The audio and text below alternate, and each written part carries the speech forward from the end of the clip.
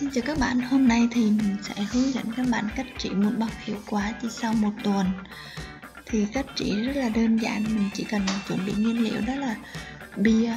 Sau đó thì mình sẽ chuẩn bị thêm dưa chuột, mình xay mịn. Và mình cần chuẩn bị thêm đó là sữa chua không đường.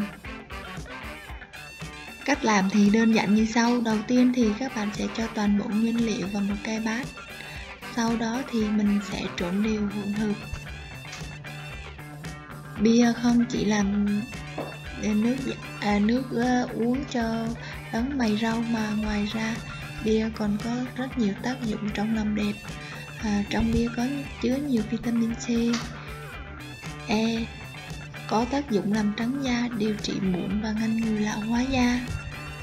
Sau khi chúng ta trộn đều hỗn hợp này lên thì mình sẽ thái hỗn hợp sền sệt như thế này là được. Sau đó thì mình sẽ bôi lên làn da của mình. Trước khi bôi lên làn da của mình thì các bạn nên rửa mặt bằng nước ấm để loại bỏ chất nhờn và bụi bẩn.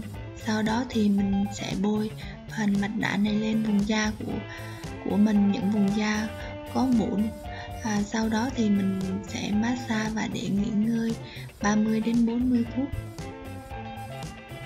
để các chất dinh dưỡng thấm vào mặt nạ. Sau khi mình để nghỉ ngơi, sau đó thì mình sẽ rửa sạch mặt bằng nước ấm. Các bạn thực hiện mặt nạ này 1 tuần 2 đến 3 lần để có kết quả tốt nhất. Cảm ơn các bạn đã xem video này. Xin chào và hẹn gặp lại các bạn.